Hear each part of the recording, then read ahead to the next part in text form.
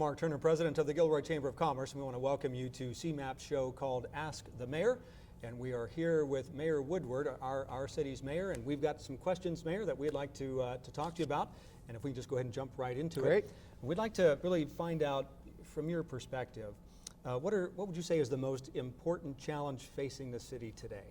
Well, I think the most important challenge facing the city is continuing our commitment to keep control of gangs and crime. But that is influenced by money and our ability to fund our suppression and our intervention efforts.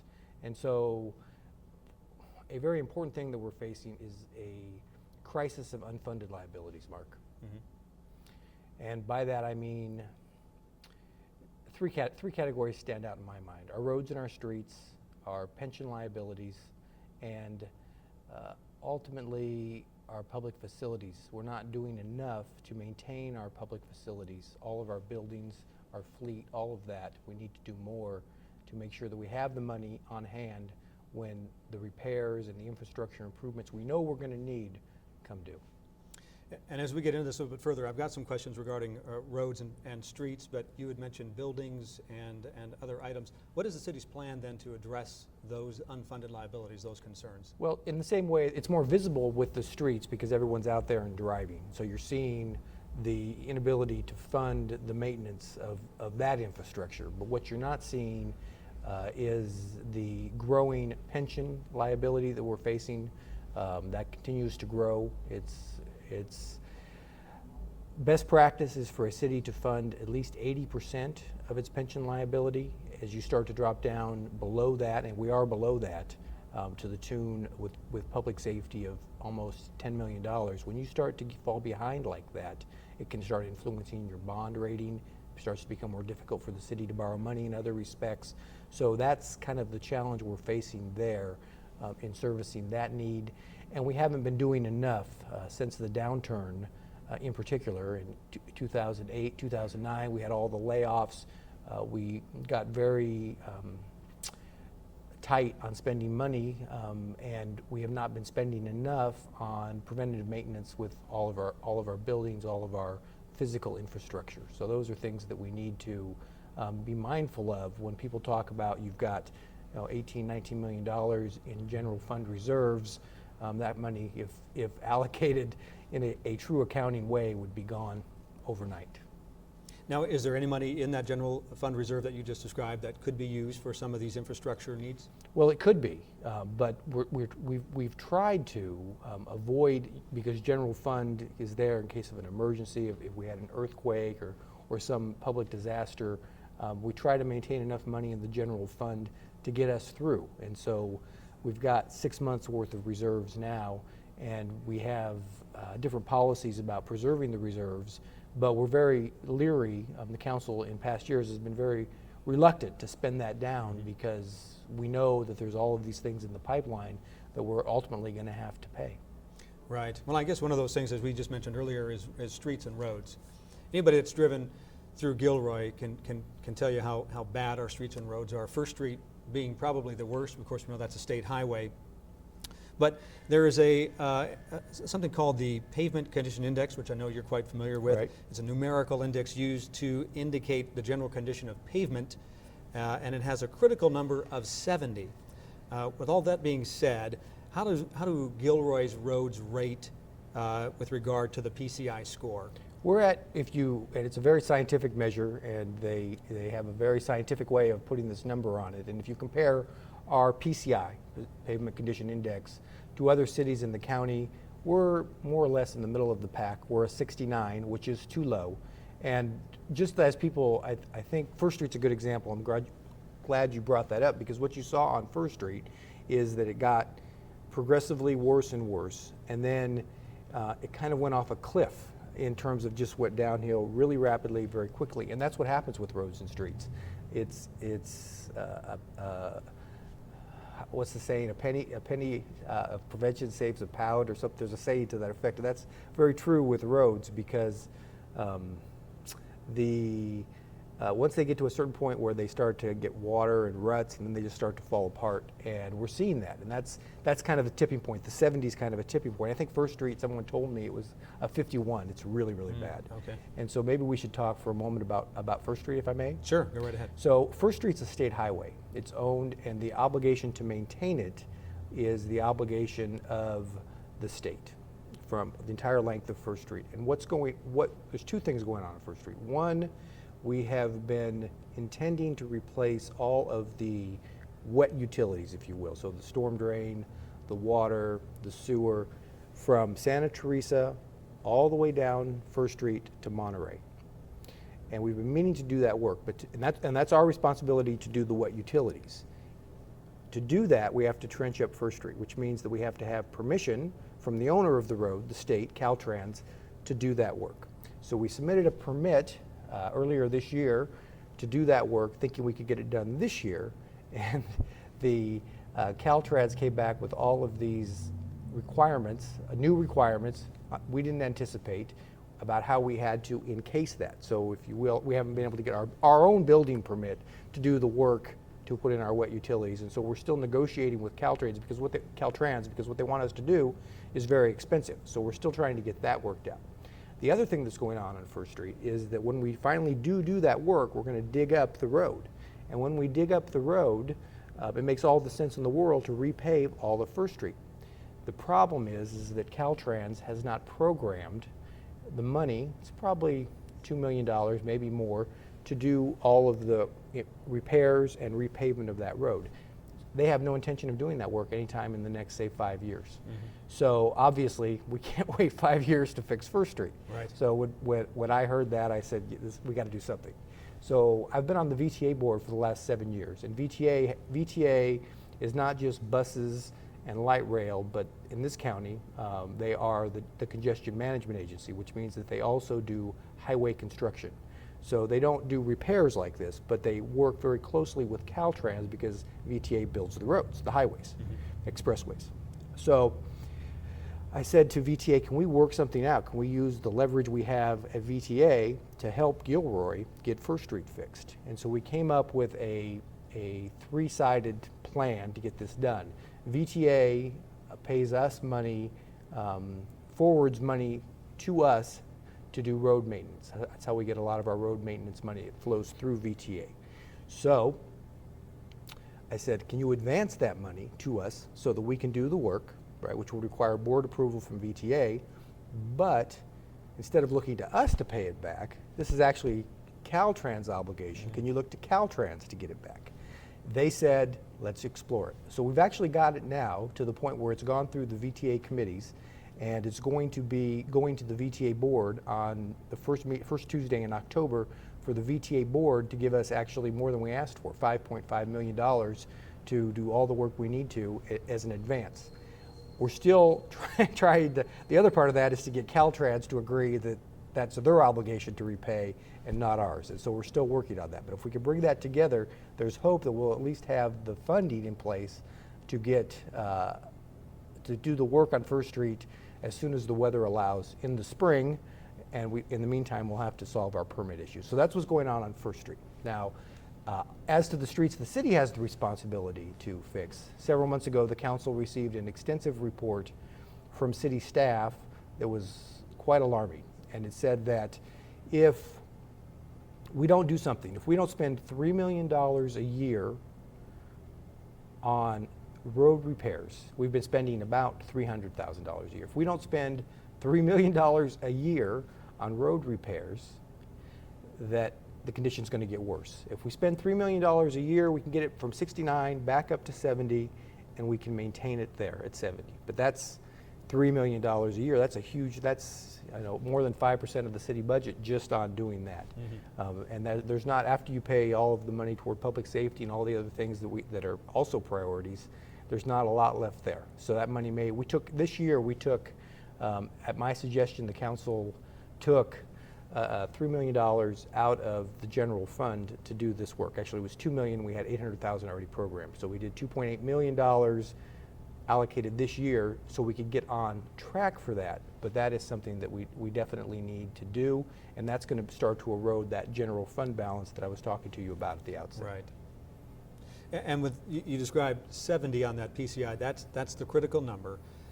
What needs to be done on our roads in order to keep roads from dropping below 70? And there's some maintenance, but can you describe what that looks like? What does that $3 million really do for our roads? Well, there's a lot of different things that it does. So the roads that are still in good condition, and that's ironically, the first money that gets spent on Gilroy roads gets spent on the better roads, the roads that have not gone off the cliff, because you start doing the roads that are really eaten up, and you can spend hundreds of thousands of dollars on a block or two. So there's actually a computer program that looks at your city, looks at what all of the road conditions are, and tells you how to most efficiently spend your money to get it improved. Are you going to put a new seal on this road?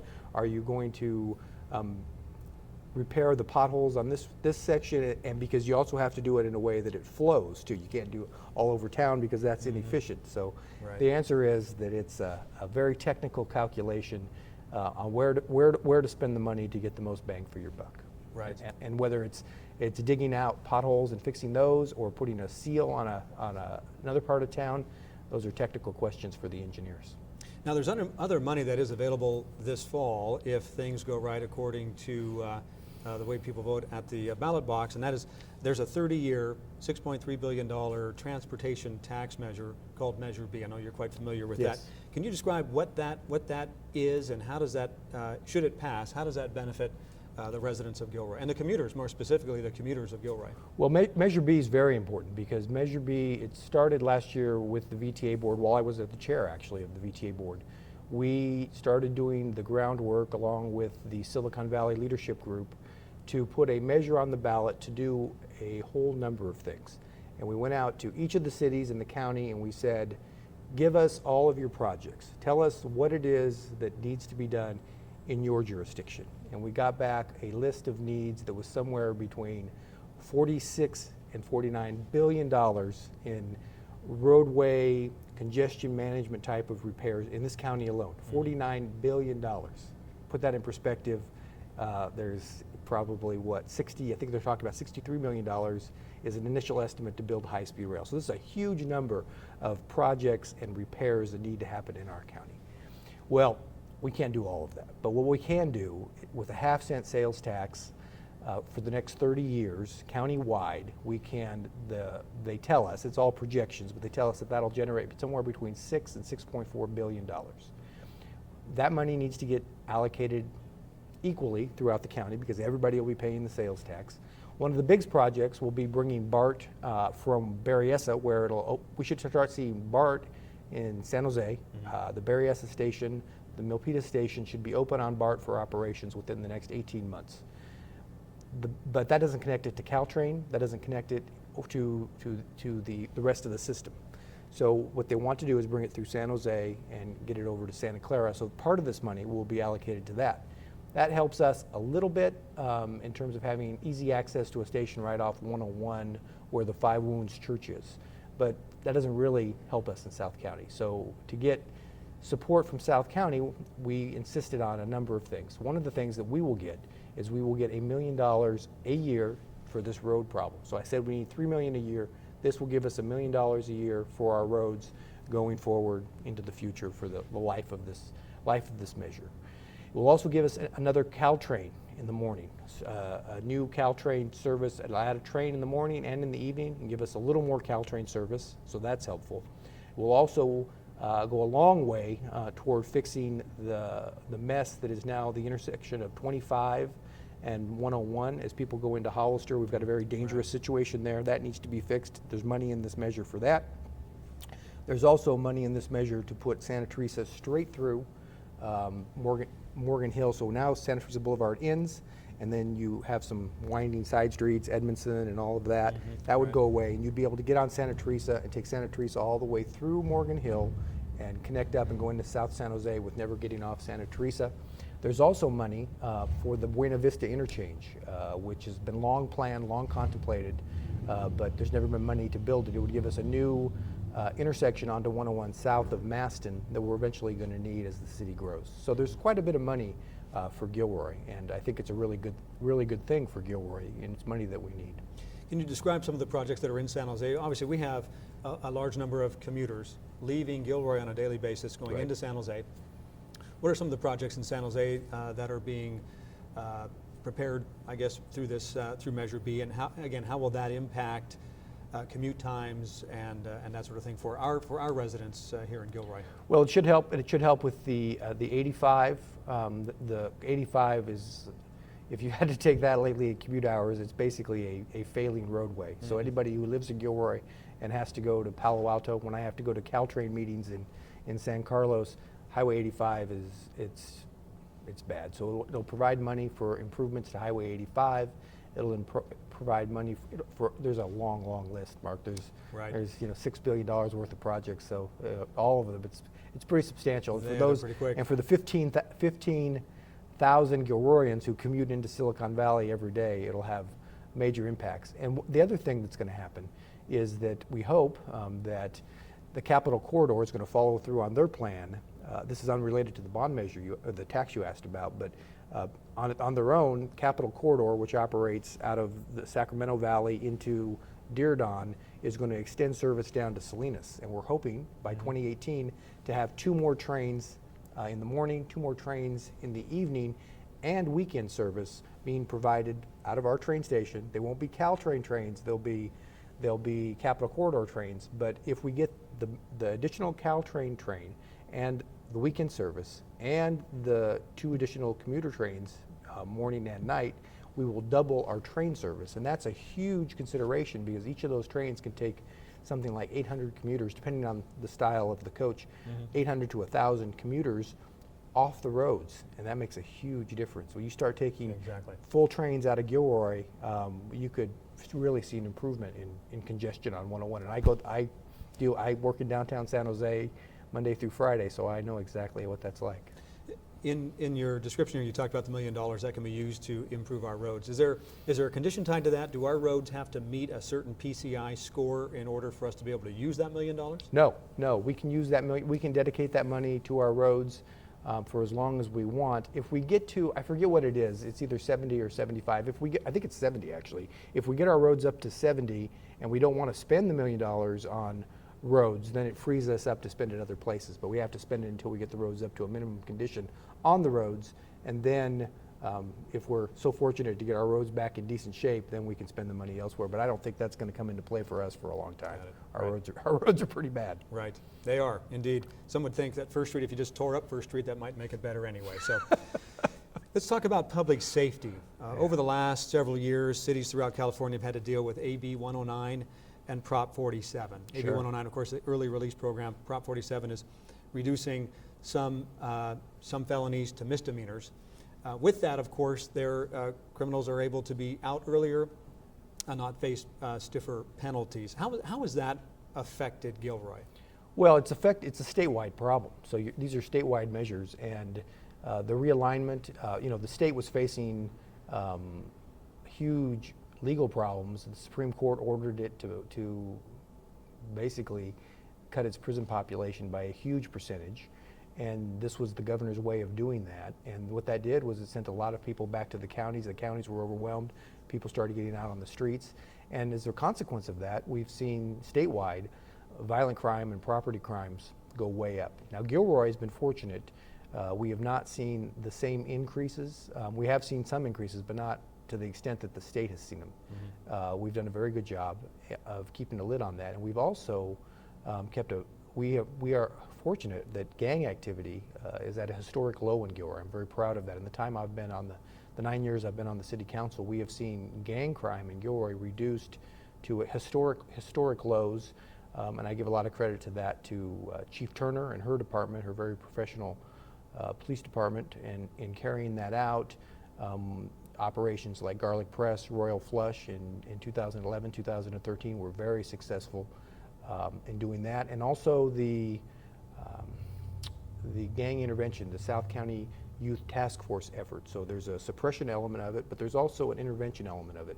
And they've done a very good job of reaching at-risk youth and keeping them out of gangs. So you don't really see, I mean, it's a blessing. You really don't see much gang activity. We still know, because there's a lot of gang members who have been through the system have to register. We know they're still living here, but they're not actively committing crimes here. And so that's something that we can feel good about, but it's something that we also have to stay on top of, because that could turn on a dime. Those who have lived in Gilroy a long time know that we've had a long legacy of gang problems in Gilroy. And in addition to the two you mentioned, AB 109 and Prop 47, there's another proposition on the ballot this year, Prop 57, right, which will make this, it has the potential to make this problem even worse, let out a lot more people out of prison, parole a lot of, it would give people who are currently doing life sentences credit for good time, whereas right now if you have a life sentence, you don't get good time. It would give those people good time, and so we could see a lot of very serious offenders suddenly eligible for parole. And so we've got to be extremely cognizant and vigilant about keeping a lid on the gang problem, or we could return to the unfortunate days of the 80s and 90s when gangs were a major factor in Gilroy, and that, you know, would be terrible for our downtown. Well, it would be terrible for the whole community, but it would have a major impact on our downtown if historic trends held. Right. Well, we'll have to get more information about Prop 57 out to the voters. That'll be on this year's ballot in November. Yes, it's on the same ballot. It's coming up November 8th. Okay. Well, we'll get more information out about that. You talked about the trend with regard to the gangs here in Gilroy. Tends to be, we're seeing a downward trend. The police are doing their job, taking some very aggressive steps to trying to end as much of the gang activity as they can. What do we need to do as a community to keep that trend going the way it's going? In other words, ending as much of the gang activity as we can. Well, we talked at the outset about the financial challenges, and I mentioned that part of staying on top of gangs and crime involves having the money to allocate the resources. And so when we talked about the unfunded liabilities, that's a threat to all of this, because one of the things, the South County Youth Task Force, which has been so successful, receives from the state $500,000 a year to fund its operations. That's where it gets its money, and that money's going away. It was a 3-year grant. We knew when we took that money that it was going to expire. It expires at the end of 2017. So where does that $500,000 come from? And you start paying $3 million a year for the roads, $500,000 for that pretty soon. So you have to make some very difficult choices about where you're going to allocate your resources and where you're going to find additional funding if you're going to continue to support these programs. So the biggest challenge, and we're understaffed as a police department, we're spending a tremendous amount of time on the homelessness issue, and a lot of calls for quality of life services surrounding the homeless issue. Anytime a homeless person has to be taken into custody, they have to be transported. It takes time to take them up to county jail. It's putting a huge drain on our officers and our department to be dealing with all of these quality of life, homelessness type of issues, and so that's another problem. So all of these problems have dollar figures associated with them. Well, you mentioned dollar figures, of course, and we're on some limited time here. We're kind of drawing to the end of our time here today, but business attraction certainly is important to the community. Those bring in necessary dollars to help fund some of the things that we're talking about here today. One of those items that we're hearing about, we've read in the paper recently, and the city is working on a project called Great Wolf Lodge. Can you give us, we've probably got about 2 minutes left, can you give us a little bit of a background on that, where we're at, and what is the benefit to the community if we're able to get that located here? Sure, Great Wolf Lodge is a very exciting prospect. Great Wolf Lodge is a chain of hotels with water parks built inside them. And you check into the hotel, you can use the water park, and they attract people from a 5 or 6 hour radius. So we're going to be drawing people, if we get this, and they're looking at an area, 30 acres, that's not being utilized, immediately adjacent to the Gilroy Gardens theme park on city land. If they go in there, they will draw people into Gilroy from 5 or 6 hours away with a very aggressive marketing program. They've been very successful in doing this. They will boost, I believe, Gilroy Gardens attendance, which is vital because they're looking at increased costs associated with the rising minimum wage. So it's a savior for them, and could add as much to $5 to $7 million to Gilroy's general fund through the transit occupancy tax, because everybody who stays at this hotel will be paying room rates to use the water park, and that will generate a lot of money. So we could allocate that money hopefully, should this happen. Now, it still needs to go through the community process. We still need to make sure that this is what the community wants to do, but I personally am very excited about it, and I'm looking forward to the feedback. But I've heard from a lot of residents that they think this is a very positive development. Sounds like a great opportunity. I'm sure a lot of details that need to be worked out. That ends our time here today, Mayor. Thanks for being with us. On behalf of Mayor Woodward, I'm Mark Turner for Ask the Mayor. We'll see you next time.